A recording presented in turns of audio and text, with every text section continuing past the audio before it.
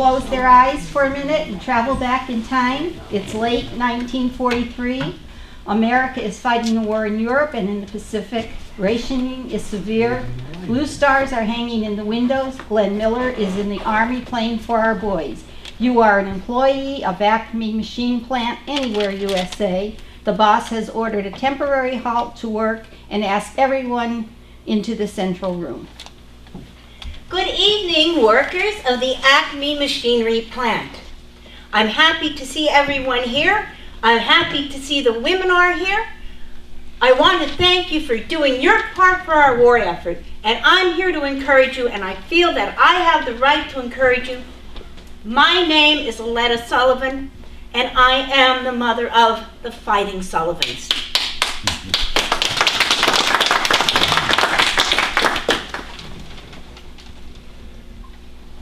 It's a hard thing we went through, but my boys cannot have died in vain. So I'm going to tell you our story from the beginning. I'm a good Irish girl, and as a young lass, I met Thomas Sullivan, and in 1914, I married him in St. Joseph's Catholic Church in Waterloo, Iowa, February 1914. By the end of that year, I had given birth to our very first son, our oldest, George Thomas. 2 years later, we had Francis. We always called him Frank. The following year, my daughter Genevieve, the only girl out of a family of 6. So if any of you ladies here are surrounded by brothers, you know what she went through her whole life. The following year, Joseph was born, and the following year after that, Madison. 2 years later came the baby, Abel. After our marriage, we settled into 98 Adams Street in Waterloo, Iowa. It was a busy house. Mothers of young boys, you can imagine what it was like for us, but we were happy. Thomas worked for the railroad, so we had a little bit better than some people did. Not all my boys were able to graduate. Many of them decided they would rather quit and work at the Rath meatpacking plant. And eventually that's where our family worked. I was busy at home as a housewife and a mother. George, being the oldest, was the first to leave home, and he left us for the Navy. And then his brother Frank followed. They each served their 4-year hitch and came back home. Albert, the baby, was the first and only one that married. Right out of high school at 18, he met Mary Catherine, and they were wed. And the following year, my first grandson, Jimmy, was born. We had a full house, and even though Albert and Mary Catherine didn't live with us, they were always there for our Sunday dinners. It was a good and happy time for us. The boys had a friend. His name was William Ball. He also enlisted in the Navy, and he stayed in.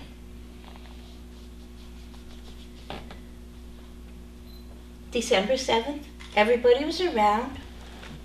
We had finished our dinner a little bit later than usual, and the girls were in the kitchen with me. And then we all went into the parlor to listen to the radio.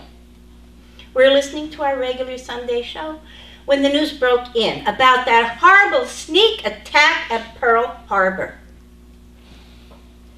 And the first one to say anything was Genevieve. For you see, Bill Ball was stationed on the USS Arizona. And not only was he friends with George and Frank and all the boys, because he lived right over in Fredericksburg, Iowa, but, well, you ladies with big brothers, probably happened to you. Their friends took an interest, and Genevieve and Bill began courting when he left for the Navy. There was a hush, and then the usual tumult over these. Cannot even explain how we felt at that time. Just out of nowhere, all eyes were towards Europe. Yes, the Japanese were active in the Pacific, but they had made no threats to us. We were all worried about the boys that might be going overseas. Well, you all know that the next day, our President Franklin Roosevelt addressed Congress, gave his Day in Infamy speech, and asked them to declare war. And from one day to the next, we were from peace and a war on two different fronts. We went to Mass and we lit candles. And then, in a few days, the word came about the USS Arizona, and that Bill, who sat at so many of our supper tables and played sports with the boys, and who dear Genevieve was so sweet on, well, Bill was gone. As a mother of sons that have been in the Navy and 3 more sons, I worried. I didn't miss Mass for a day. I lit the candles I could and I prayed. Well, Christmas came and went, and we had another Sunday dinner. And of course, Albert and Mary Catherine and little Jimmy were there with us too. We're cleaning up again. Then I shushed the girls in, and I finished up. And instead of the usual chattering and teasing and laughing in the parlor, when I walked in the parlor, it became deadly silent. And I thought, what are these boys up to? For my boys were thick as thieves all their life. In their childhood, they started a motto and they kept it to the end. They always said, we're the Sullivan boys and we stick together. And that was their motto always. They included Genevieve as the favorite sister. I looked around. I didn't know what to say. I sat in a chair. And I said to them, well, out with it. You boys are never quiet. Genevieve and the girls are in the same room with you and you're not teasing them. So finally George, the oldest, was the one that spoke. And he always felt, because he was the oldest, he was responsible not just for his baby sister, but for all the boys. And that's when he told me they were enlisting. Originally, they weren't going to have Albert go with them. But when Mary Catherine saw how much Albert wanted to be with his brother and wanted to serve, she told him to go.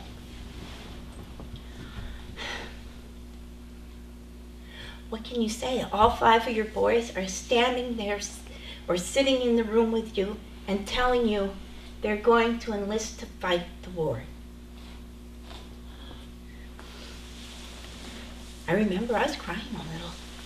And finally George said, well, fellas, I guess we're going in. And if we go in, we're going in together. And if worse comes to worse, why, then we'll go down together, and that's the way it should be. I tell you, it was hard to give 5 sons to the Navy all at once. It was hard when George left, and it was hard when Frank left, but they left in a time of peace, and we knew after 4 years they'd be home. But now, the whole world was at war, and all 5 of my boys were going to fight in this. I'm not the only mother. Mothers throughout Waterloo and throughout our nation were sending their sons off to war. But to give 5 boys to the Navy all at once. They enlisted on January 3rd, 1942, and they had a condition. And they told the recruiter, if we don't enlist and serve together, none of us are going in. When they told me this, I said I thought brothers couldn't serve together. They said, Ma, it's war now. And the recruiter guarantees we'd serve together. Mm-hmm. And so they left for the Great Lakes Naval Training Center in Illinois.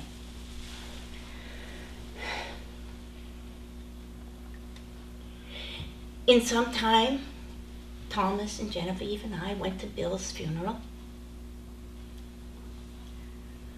Genevieve was young, She was only about 23. I knew there would be other beaus and that life goes on. But how my heart broke for her, having her first true love leave and never return. On February 15th, the Sullivan boys were assigned to the USS Juneau. It was an anti-aircraft light cruiser and the very first U.S. battleship that was ever commissioned in camouflage. Now, I had been on one of their ships when George and Frank were in, and I found this all very interesting. Well, once public relations found out about the Fighting Sullivans, and that was the nickname they were given, they became quite a tool for recruitment and for the war effort. There were pictures of them taken. You've probably seen them. Maybe there's even one here in your plant. The Fighting Sullivans around their bulkhead door. They look so handsome in their little sailor uniforms. I was bursting with pride.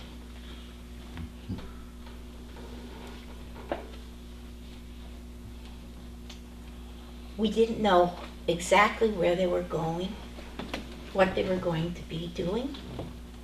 Now, George and Francis, because they had been in the Navy before, had a little bit of a higher rank. George was a gunner's mate second class,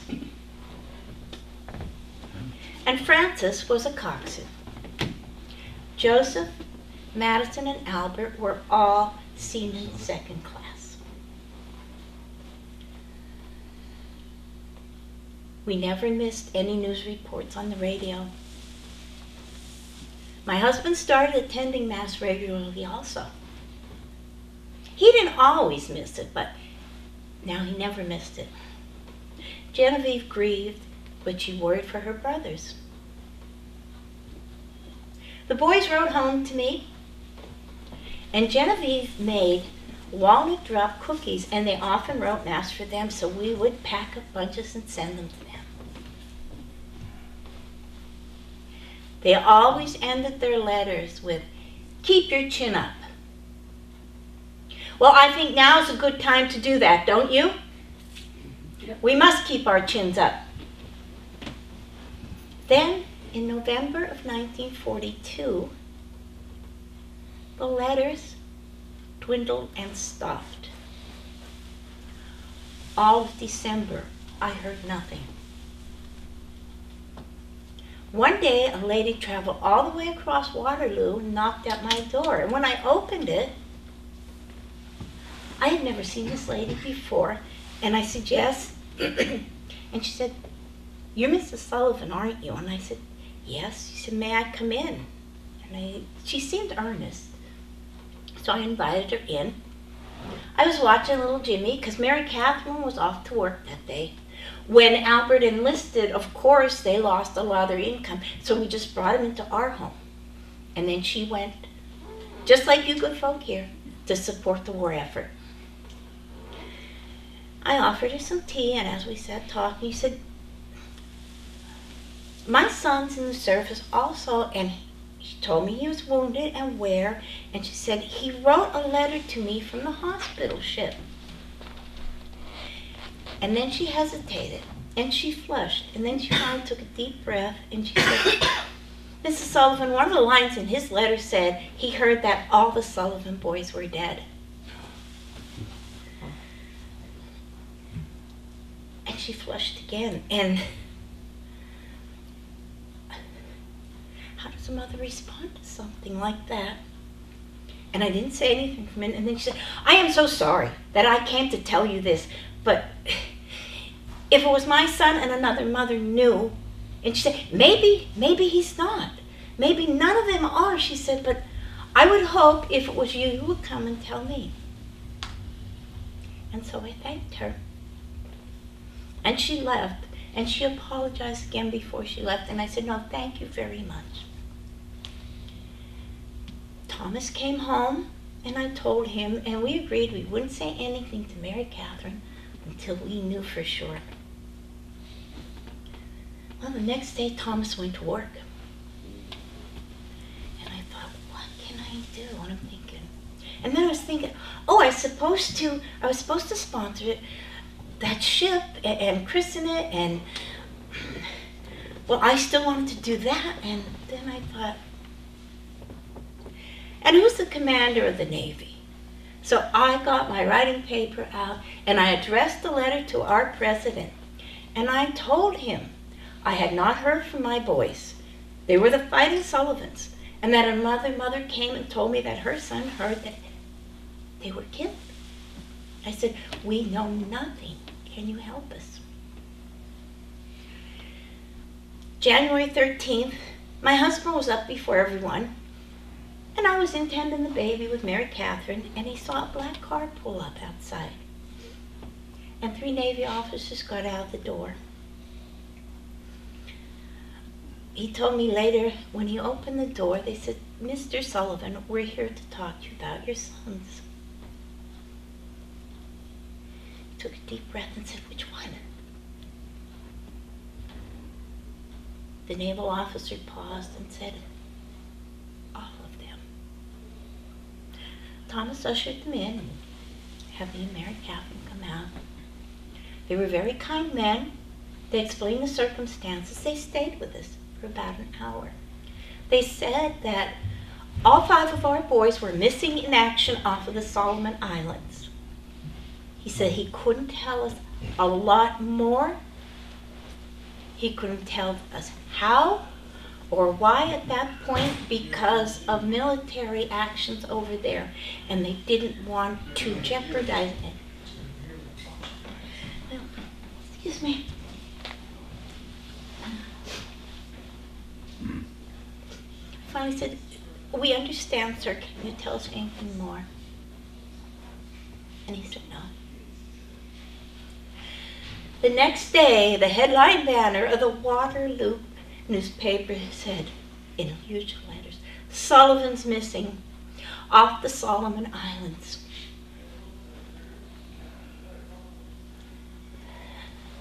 Newspaper reporter came to our house and he quoted me as saying,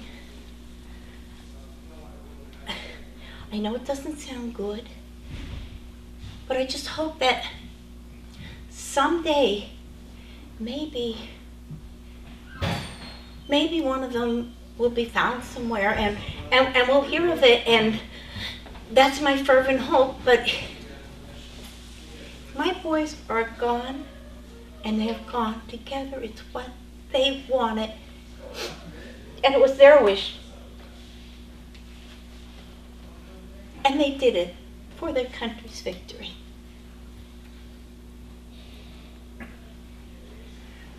Would you believe I got a letter from the president himself? I have it here with me. I'd like to read it to you. President Roosevelt took the time to write to us, and it says, my dear Mr. and Mrs. Sullivan, the knowledge that your 5 gallant sons are missing in action against the enemy inspires me to write you this personal message. I realize full well there is little I can say to assuage your grief. As Commander-in-Chief of the Army and Navy, I want you to know that the entire nation shares in your sorrow. I offer you the condolences and gratitude of our country. We who remain to carry on the fight must maintain spirit in the knowledge that such sacrifice is not in vain. The Navy Department has informed me of the expressed desire of your sons, and he calls each of them by name. George Thomas, Francis Henry, Joseph Eugene, Madison Abel, and Albert Leo to serve on the same ship. I am sure that we all take heart in the knowledge that they fought side by side. As one of your sons wrote, we will make a team together that can't be beat. It is the spirit which in the end must triumph. Last March, you, Mrs. Sullivan, were designated to sponsor a ship of the Navy in recognition of your patriotism and that of your sons. I understand that you are now even more determined to carry on as sponsor. This evidence of unselfishness and of courage serves as a real inspiration for me. as I am sure it will for all Americans. Such acts of faith and fortitude in the face of the enemy convince me of the indomitable spirit and will of our people. I send you my deepest sympathy in your hour of trial, and pray that in Almighty God you will find the comfort and help that only He can bring. Very sincerely yours, Franklin D. Roosevelt.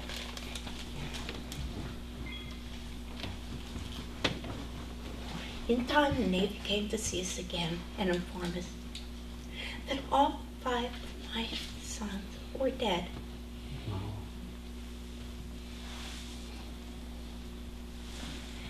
They were lost at sea, and we had no bodies to mourn over or to bury even.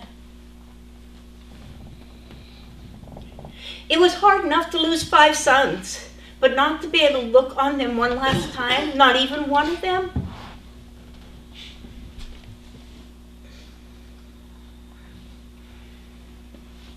The day we were informed, Thomas asked me, should I go to work? Shall I stay home? And I thought about it. I said, the boys would want you to go, Thomas. Those trains must run on time. Supplies and equipment must be delivered. It's all part of the war effort. And he said, you're right, they would. And so with a heavy heart, he went to work. Employees of the Acme Machinery Company, I am asking you to do your part in this war effort. My sons did theirs. We have to stick together. I'm telling you, if you get up tomorrow and you have a headache, take some aspirins and come into work anyway. Our boys in their foxholes can't decide to just sit there with a headache. They have to go out and fight. If it's a nice sunny day and you really don't feel like working, come into work anyway. Our sailors and Marines on board ship can't say, I'm going to go out fishing today. I'm going to go for a stroll. No matter what hardship you have, as long as it will not interfere with your work, you show up here and do your part. Give it all you have. No gold bricking. Don't take extra long lunch. Work as hard and efficiently as you can. After all, the boys in the planes can't be cut any slack. They can't goof off, can they? Be like the Sullivan brothers. Do your part. I wish that everybody in this country would buy all the war bonds so that other mothers' sons could come home sooner. I know things are tight. And you ladies, I know that many of you, it's probably your first job outside of your home. Many of you probably were like me, married out of high school, and became homemakers.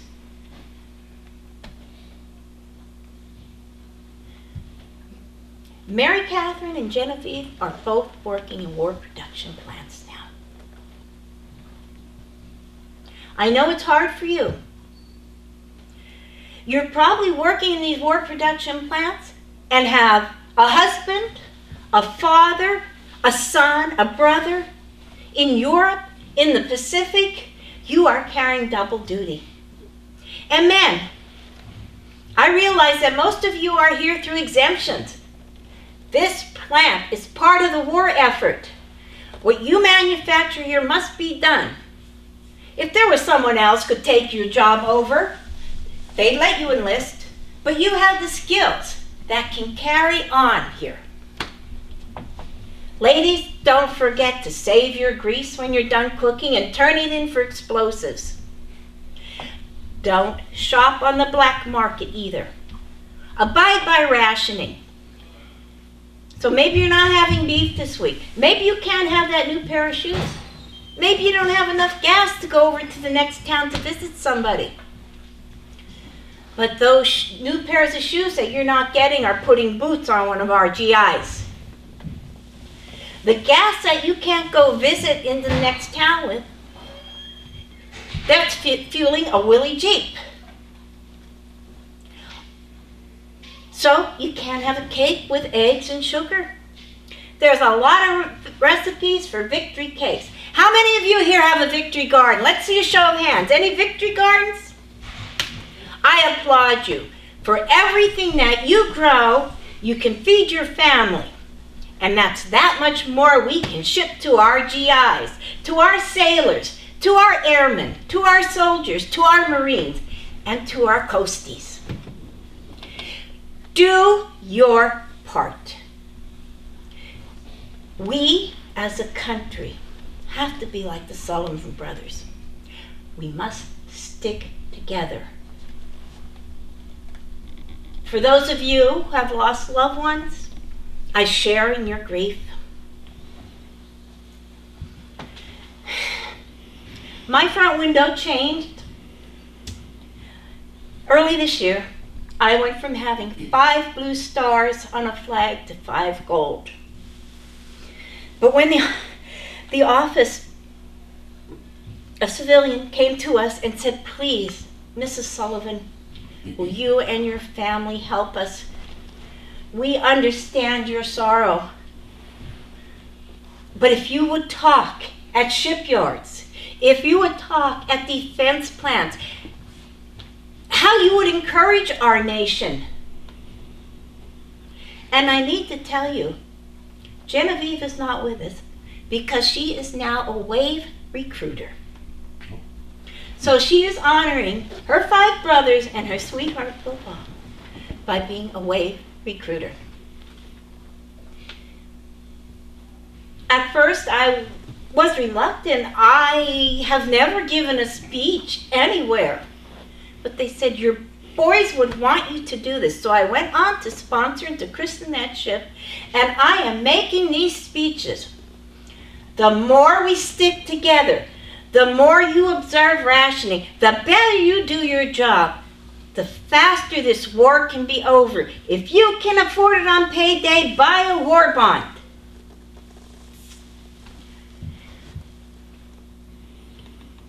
We all, every single one of us, must be like the Sullivan boys and do our part and stick together to win this war. Thank you.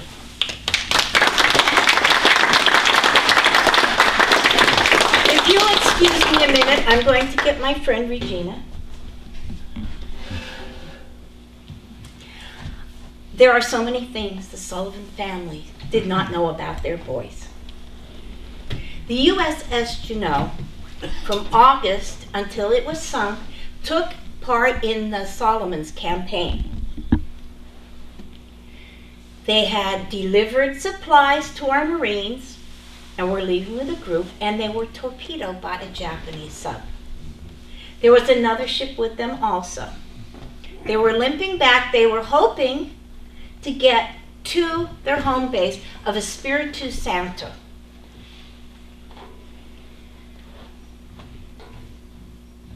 They were hit by a second torpedo, and eyewitness accounts state that it wasn't struck, it didn't explode, it disintegrated. They said that it blew up so fast, and they are guessing that it hit right in the ammunition hold, and it was a light cruiser, so it wasn't heavily armed. So it was hit there, and they said it just went up and sunk, and there was nothing. Nothing. Now the Helena was there, and anyone that saw it on the other ships could not believe there would be any survivors. But the Helena radioed a B-17 in the area and told them to look for survivors. The B-17 would not break radio silence for home base, and so when it got back several hours later, they reported this. The report got lost in the shuffle. So the survivors, and there were about 100 out of the 480 that were on the Juneau, there were about 100 sailors made it to the water. But they suffered the same fate as the USS Indianapolis. They lost the report. So it was several days. It was several days till they even went out to search for survivors. At that time, out of the 100 that made into the water, there was 10. Joseph, Madison, and Francis were killed instantly.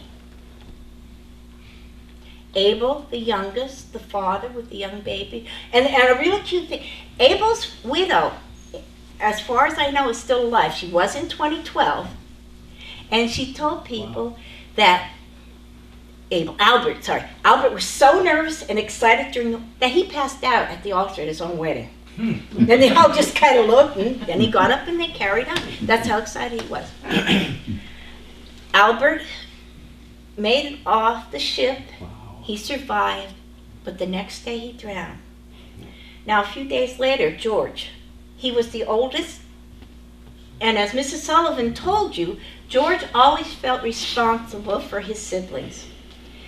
The survivor said it was a terrible thing because as soon as he came up, he was calling Albert, Frank, Matt, Joseph. And they said he kept calling. Over the days, he will call out for them. Now, these survivors were in life rafts. It was in the South Pacific. It was hot. They had no supplies with them. They were baking in the sun, the salt water. They dehydrated. So many of them just succumbed to a delirium. You even know, like, when maybe someone in your family gets severely dehydrated, how they're kind of out of it. Well, imagine days of this. So about 4 or 5 days after the sinking, George stood up, took his clothes off. He said, "I'm going to take a bath, Mom." And he jumped into the water and swam around the raft.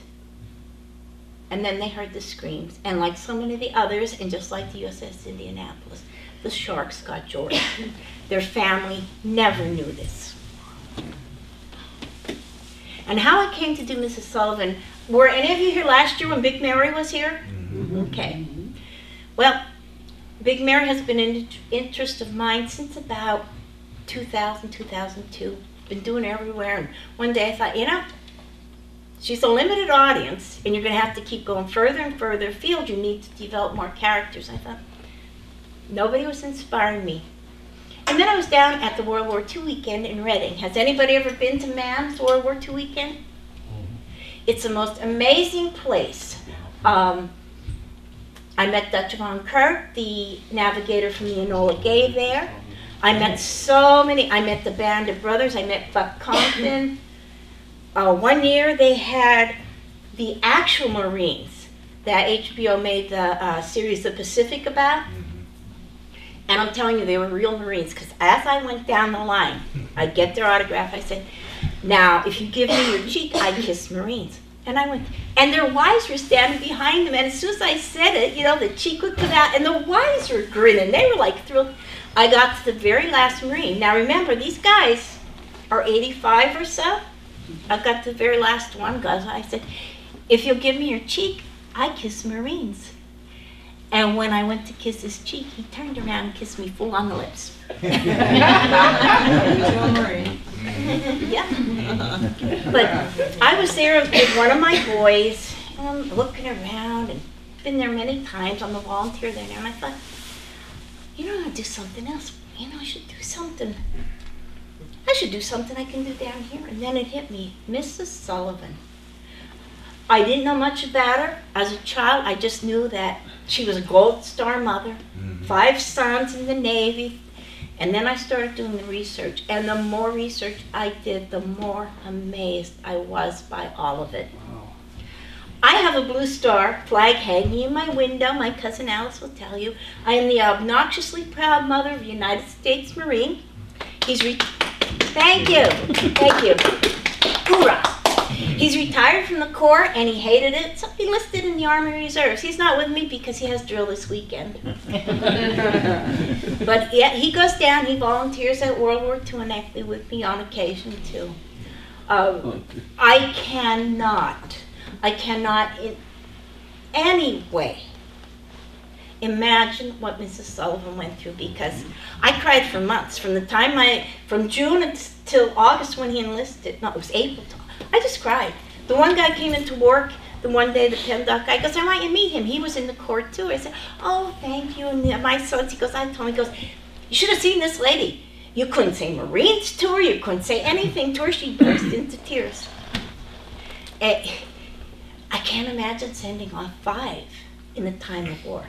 When my son called me, let's see, he enlisted in September. He called me he was home after MOS training in June, and about 2 weeks later he called me and said, Mom, I'm going to Iraq in July. And I don't remember anything after that. I know my knees felt weak and everything, but wow. How could you My mother had send... the same reaction when I called her. She said, what, you've been in that long? And you're going? I said, Oh no, I Mom, knew he would go right away. I knew we were going to, I just didn't know when. Yeah. And I hated to call her. I hated to give her that information. I knew he would be going, and then he called me, said it's for another month and this and that.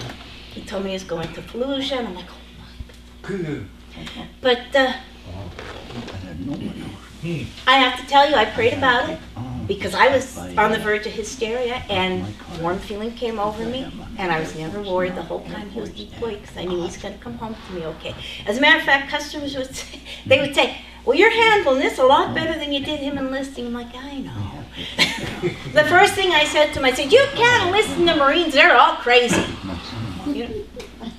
Yeah, they are. They are.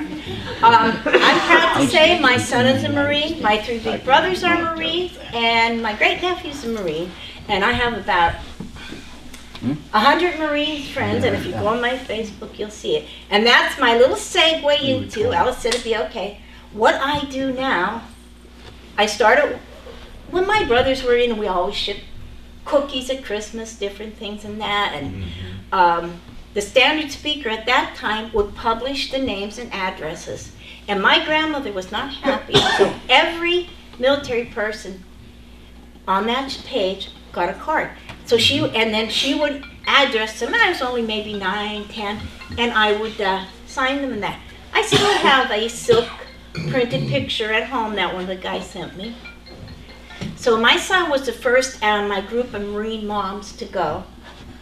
And another boy that graduated in a different platoon went. So we all decided we were going to send care packages. So they shipped me money for John, they shipped somebody else money for Billy. Then Randy went. Then the Hargis boys went. And then I just started sending to all of them. And then if I heard of somebody, I started sending to all of them. And I worked in a truck stop. And I would either have my Proud Marine Mom pin or something on it, or if they, had a military hat on, I would comment on them. I got a lot of addresses from total strangers. One time I went home and got an email.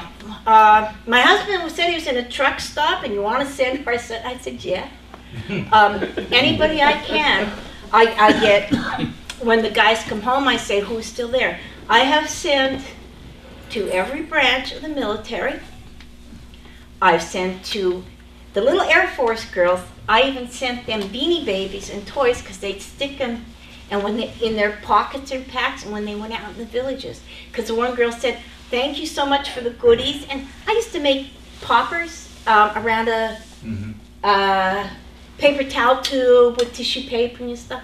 And she said, we take them out in the villages. I said, good, well, somebody gave me like 4 totes full of Beanie Babies, so I started shipping them. So if anyone here currently has someone deployed, I'll be glad to ship to them. I do fundraisers.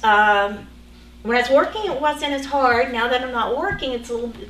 So I make crafts and sell them, and I have to tell you, sometimes I make more in donations when people hear what I'm doing. But then, of course, on the table is a picture of my son in his Paris Island graduation picture, and my adopted son, George Herrero, before the Marine Corps ball. And I have our flag, I have the Marine Corps, and I get so many stories from that. But that is what my mission is now. Does anyone have any questions? I explained it pretty good, huh? Yeah. Ma'am. I would encourage you all, D-Day weekend, if you can make the trip to Reading, look up Mid-Atlantic Air Museum World War II weekend. Also, in my little beloved Eckley, we have a World War II weekend in July, and a lot of it is focused on the home front. This year I'm doing this display about milkweed and how the kids would pick the pods and bring them to school, and the Red Cross would pick them up, and how they would knit squares. We have a swing dance that night too. So I gave Alice a bunch of brochures, and hope I see some of you there. But you won't know me when you come to Eckley, because just like I'm not Big Mary now, I'm a different person there too. So thank you for having me here. I really appreciate it.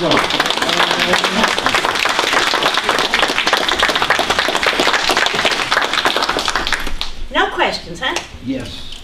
Okay, well, up now. I want to thank Alice for making the contact for this tremendous, tremendous story. Thank you. Alice is my cousin. I know.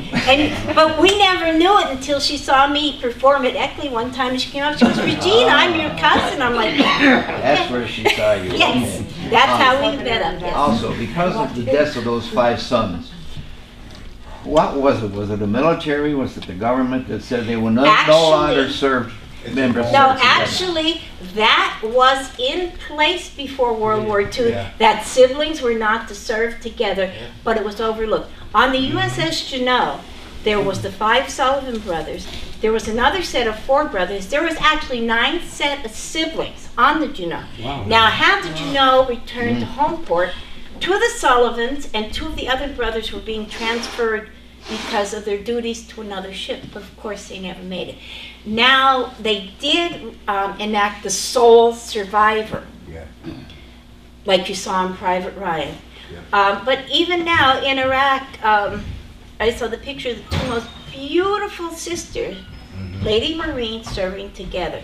They can serve together. During Vietnam, my one brother who just passed away was in Japan. My other brother went overseas, and here they ended up in the same barracks, a floor apart, but Japan was considered part of the war zone. As soon as they found out that there were 2 Drashers there, they sent my older brother out. But yes, they are allowed to serve together if they want to. Didn't Abraham Lincoln address that during the Civil War? Yeah, he wrote the lady who sent so many sons. Mrs. Bixby. Was that, yes, and from sacrificed them on the altar of their country and all. Yes, yes. He personally wrote to her. It was a great letter. Yes, the Bixby letter. Yeah, it's great. That it? You said the last name was Drasher. What's Donnie Drasher? Where's he from? Hazleton. He is. His father and my father were probably cousins. Drashers are like horse pies. They're all over down there. Before I got out, I was in that Hazleton garden. Okay. And then he was still there. He got out as a civilian. He became the sergeant major, but he moved out. And then he came back as a civilian. He was selling USAA insurance. One of my uncles had 10 children, legitimate, and 1 extra somewhere. So that shows you the scope of our family. A lot of my first cousins I never met because they married and moved away. So, but the Drashers were everywhere down there. Just like half of Hazleton I'm related to because of my grandfather, because he had and his Brenner's recycling down. Okay. I go there all the time. I never knew I was related to him until I'd seen him. I'm like, wait a minute, really? Yeah. I was like, when? You didn't know? Yeah. No. I have a lot of military history in my family. I told you about my son, my great nephew, my brothers. My stepdad was airborne, and by the time I met him, he reminded me of Jack Lemmon and Grumpy Old Man. For example, when my kids went sledding, oh, be careful. When I was a kid, so-and-so hit a tree head on and broke his neck. I'm like, Bucky, you're sledding. This is the man I knew, okay? So he said something about the Army one time and different things. And I remember he said the one time they went to church and he walked in and some kid yelled, "There's John Wayne." And he said, he's looking all around, and he turned back. The kid was pointing at him. He was very proud of it. So being me, and this was in the 80s, I'm not a shy, retiring. Alice is kind of quiet. I'm brash and forward and bold. And I will interrogate people. So I was going somewhere with my stepdad. I said, well, what did you do? He got his draft notice, went down, enlisted in the Army. Do you know why he went airborne? He got $50 more a month. That was the sole reason. And I said, wait, you jumped out of a plane. He's like, yeah. And I kept saying, no. Well, what did you, and then next, what did you do? And he said, well, he said, I had to kill silently. And he said, I parachuted behind enemy lines. I had to kill silently. I took out a fuel dump. And I'm looking at Jack Lemmon driving the car. And I said, Bucky, I said, I'm sorry, I just can't believe you jumped out of an airplane. And I was so incredulous, he couldn't stop laughing. He goes, well, I did 13 times. I'm like, okay. And then the clincher that really made me believe him, he said, and do you know why we tied our pants legs shut? I said, well, wind resistance so they don't blow up. He goes, no, we're all adults here. He goes, so when you jump out and shoot your pants, you don't hit the guy below you on the way down. I knew it then. Now last July for World War II weekend, I wrote a 1940 style radio show called The Eckley Hour. And because it was Eckley, we couldn't have, say, Bob Hope or Carol Lombard, but we did have Wanda Miranda, her Carmen's sister, come, things like that. And I told everybody, if you have World War II answers, just let me know. So I worked in my 2 aunts who were WAC nurses. And the one part said, wedding bells are going to be ringing in the valley. Gordon Drasher has returned home from Europe, and he has Miss Elizabeth Dahlberg of Hollywood, who waited for him all this time to marry him, and she said yes. Now my aunt was still alive. She was 95. My uncle had died about 20 years before. Wow. When I was small, before I even knew what D-Day was, my mother said, you know, your Uncle Gordy was in D-Day. And I said, what's that? She said it was a big, big battle, that the water was red with blood and stuff. So I messaged my cousin, do you have anything we could display? I kept, oh, she's got a whole bunch of stuff here. Next message says, holy shit, there's love letters. Love letters. My aunt died 4 days after that radio show. Wow. So when I helped clean that, we're talking about different things. My uncle, you know, like my stepdad as he got older would say, well, we're in the Army, or some guys say, well, you know, that's not the way it happened when I was in the service. I never heard any Army service, anything ever come out of his mouth. He was a quiet gentleman. I loved him. I found out that my Uncle Gordy wasn't just in D-Day, he was also in North Africa and Anzio. Oh! He had 8 battle stars and the invasion spearhead. Wow. So my cousin and I, she has pictures and letters, I'm doing research, and hopefully by this time next year there'll be a book out called A Quiet Hero, Love from Europe. Talk to everybody. You would be amazed, just by talking to the people, what you would find out. My stepdad's own grandchildren didn't know any of this. And so he gave to my family, his step-family, because he always said, I thought the kids would want to bring stuff to school, and they never asked. I said, we're interested. So I have all his pictures from the Philippines. I have all his pictures everywhere he went, a Japanese naval flag. He was airborne and quartermaster, but for some reason, he was in the room in the Philippines where the surrender was signed. I have all that. Just like my grandmother ran away from home when she was 16 and got married. None of her children or grandchildren knew it except me, because I'm bold, I'm brash. I saw a picture and she said, it's our wedding picture. And I said, oh. And I looked at him, I said, you saw the picture, Alice, right? And I said, oh, Nanny, no wonder you fell in love with him. Oh, my grandfather was so handsome. And then she told me that whole story too. Those of you who are my age and older, if nobody wants to listen to you, write it down. Just like Big Mary Sheptak, her story would be lost. She was down to 2 paragraphs this big. Hopefully, I think it's May or June, her story's going to be published in an international e-zine, and I'll let Alice know if it gets there. So thank you very much for having me. Hope to see you at Eckley, and share your history.